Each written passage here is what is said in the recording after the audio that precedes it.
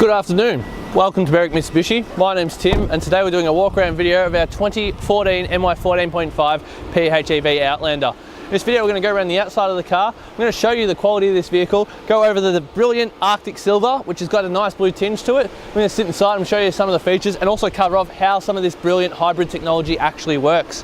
So looking at the front of the car, we do have these brilliant HID headlights with nice lower fog lights with a bit of chrome surrounding it to help break up the black colour down there up against the Arctic Silver. Now you'll see the sun beaming down on this paint really gives it a really nice flake and metallic sparkle to the paint, which is really appealing to the front of the car. Bit of chrome across the front with the Mitsubishi badge to break up the black across here, and down here we have fitted the car with black and white slimline number plates. Really set it off with the whole contrasting colours going on with this vehicle. As for quality of the car, this car has only done about 16,000 Ks, so it does present absolutely fantastically. I will be picky for you. I have noticed there's a very minor blemish just here, but otherwise the front of the car looks absolutely fantastic. We're going to take a stop at our first premium alloy wheel. One of the things I'll point out with these alloy wheels is the dark on light grey colours that they've used throughout really do present very nicely. This car does appear to have brand new tyres on it, and this is an 18-inch rim fitted to this model. Another design point of the PHEVs and Outlanders I do enjoy is they've got this plastic surround which goes over the tyre and follows along the bottom of the car. What that does is it helps protect the paintwork from road debris flying up and hitting the vehicle during everyday driving. We do have colour-coded side mirror caps here with built-in integrated indicators as well, and our nice plug-in hybrid Evolution badge just here, which is really nice to know. So across here we do have colour-coded door handles and keyless entry, because this car is keyless entry with push-button start, which is really cool to see. Very minor mark just here, but otherwise you only notice it when you get up close to the vehicle. You'll see that this car hasn't been fitted with tint. I would recommend probably getting tint fitted to this because of the harsh UV rays here in Australia, especially in Melbourne, and it will protect your interior and keep the interior temperature of the cabin down. So I tripped over my words a little bit there. But another minor blemish just here on the rear door. Having a look now at our second premium alloy wheel, once again there is no gutter rash on the first two wheels with a brand new tyre. On the driver's side you've got this hatch here, which when you pop it open, it reveals this is where the plug-in is. So this is where you charge the electrical side of the vehicle. So you can actually charge it overnight. AGL had a promotion where they were saying it would cost about $1 a day to completely charge your hybrid vehicle, which is very cheap to run, especially when you weigh up the cost of fuel as well. You do have your silver or chrome setting into your tail lights around the back here with rear parking sensors, and then that theme continues across the back here with your four-wheel drive setting sticker up there rather. Nice chrome across the back with your Mitsubishi badge. Once again, black and white slipline number plates with your reverse camera fitted under here. Now I'm going to pop open the boot. We're going to have a look at the size in the back. Being an Outlander, it does have that nice big Outlander size. In the back here, we do have this model fitted with a nice big cargo barrier as well. So when you load it up, things won't go flying through the car. It is removable, but we just left it in there for you guys. We've also got a privacy cover as well for any luggage you will have in the back. We do have your floor mats fitted here. Underneath that, we've got our charger as well. Nice little storage area, and your battery as well if you ever do have to jump start the car is located back here. Over to the right, behind here, we do have a nice little area for storage as well. And then we've got a couple of minor marks on the back, but otherwise fantastic condition. For a car this age, this is in absolutely brilliant condition, I will point out. Up the back here on the tailgate, we do have an easy grab handle, and just giving the tailgate a bit of a push will close the boot down really nice and easily. Moving around now to the passenger side of the car, you do have another filler cap here, but this is for petrol on this side. So you got your petrol on one side, your electric motor on the other side as far as charging or refueling goes. Once again, brand new tyre with no gutter rash on another 18-inch premium alloy wheel. Moving down the passenger side of the car, just presents absolutely fantastically. Probably actually looks even better than the first, I'd say. The only minor mark I can point out, actually it wiped off with my finger, it's just a little bit of dirt that had set on, but there is no marks just on this side. Even on your second mirror, once again fantastic condition. Having a look at our last premium alloy wheel, no gutter rash on this one, and another brand new tyre, which is really cool to see. What I'm going to do now, while you have a look at the shape and styling of this vehicle, because they are very attractive cars, I'm going to pop the bonnet and talk about the goings-on underneath the hood. So this car essentially runs two motors. You've got your petrol motor and your electric motor as well to power the vehicle. At the moment it's a bit hot, so I do have the air conditioner running. So the petrol motor is fired up right now. Popping that up here. I will note, you can charge the electric motor off of the petrol motor. To do that, it will only charge it to about 80%. To get the full 100, you do have to plug it in while you are at home. Just thought I'd point that out right now. So on this side, you do have your petrol motor, and the petrol motor is 1.9 litre, a 2 litre 4-cylinder motor with the CVT transmission behind it, and you do have on the other side your electric motor as well. This combination working together, you can average around 1.9 litres per 100 Ks. So from a 45 litre tank, you can actually get just under 2,400 kilometres from a full tank of fuel. While driving along, if you need to get to tap into some power more than what the electric motor can provide, the petrol motor will kick in seamlessly. If you're cruising around under 80 Ks, you can rely solely on the electric motor. As soon as you need that bit of extra power or you start to go over 80 Ks, the petrol motor will kick in as well.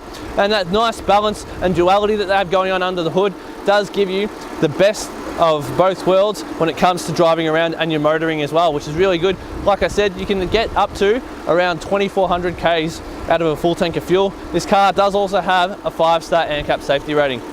Alright, now looking at the interior of our car, very great condition, so very good condition. I wanted to say 3 different words at once because they all came to mind when I was looking at the quality of in here. Over here on the right, we do have our side mirror adjustment. Just below that, our child lock settings for our windows and doors, as well as full electric window control with a really nice long armrest, bit of leather on the door to help break it up as well, and a chrome door handle. Brilliant condition on the door panel there.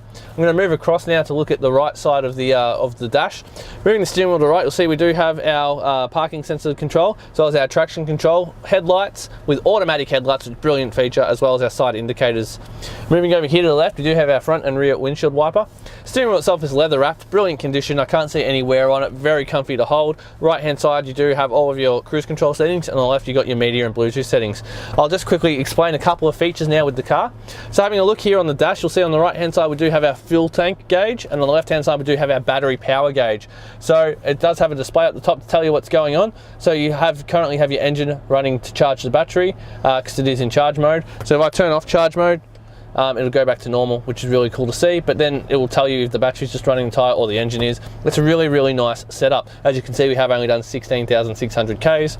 These look like paddle shifters, but what they do is there's actually behind the wheels, it's like a braking system, and what it does is it generates friction, and you can turn up the intensity of that. So when you take your foot off the accelerator, you actually feel the car start to slow down, and all it's doing is building up friction to help charge the batteries and maintain. And by balancing all of these features out, that's how you can get the best mileage out of your car. Moving now to the center of the car, you'll see we do have a nice piano black finish around our media unit with full GPS. When I pop this into reverse, you'll see that we do have a really nice clear reverse camera just going on there. And then if I put it back into park, it just jumps straight seamlessly back into our GPS. It is touchscreen and does have Bluetooth capabilities.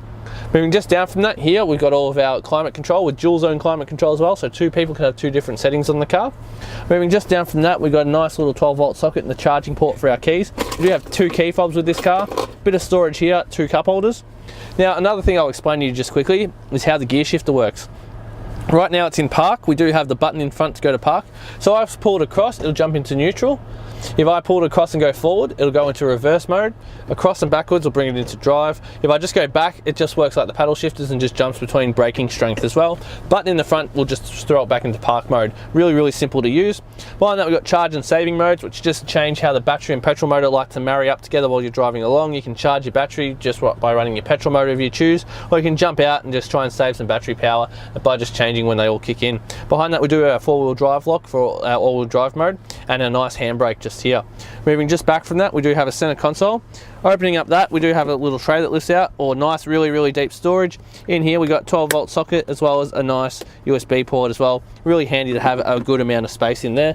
I'll point out as well, this person has fitted seat covers to this car, so the seats are in fantastic condition just under this. Really good to see. The rest of the front of the car does present very well. So what I'm going to do now, guys, I'm going to jump into the back of the car. I'm going to show you how much space you can expect to have in the back of a PHEV Outlander. So in the back of the car, just to give you an idea, I'm about 6'1", about 181 centimeters. I've got plenty of room in the back here. I'm quite comfortable. Good amount of headspace as well. Nice amount of leg room too. I'll show you as well that these headrests back here do come up, which you can just push up and just have it the nice right height. So when you're sitting in the seat, just pull them up and it can just come up and won't sit on their back. Really handy to have. Good. It's always good to have headrests. Once again, we do have nice seat covers on the back of the car here to help protect the seats. Carpet is in fantastic condition as well. It does say Outlander on the seat here, which is really cool to see. And with the PHEV Outlanders, you do actually have your ISOFIX seats here, which is really handy to have, especially if you have a child seat as well. One last thing I'd like to show you, if you do drop the seats down, this middle seat belt can be a little bit intrusive. So what they've done is they've actually designed it, so you use the seat belt, you can actually unclock it here, and then retract it back through there. And then there you go, when you drop the seats down, there's no middle seat belt being in the way, just obstructing anything that you're loading in the back. All right, so thanks for taking the time to watch the walk around video that I've done on our 2014 PHEV Outlander. One other thing I'd like to quickly point out about this car is it's in fantastic condition, and the mechanics and all that are just running absolutely fantastically. But this car, being in such great condition, does qualify for our premium mechanical protection plan. Now this will give you another 5 years mechanical protection and 10 years premium roadside assistance. So if you have any more questions about our mechanical protection plan, please click the link in the description below. But otherwise, thanks for watching the video, and please give us a call on 9907 0555, and one of our friendly staff will be happy to help with your inquiry.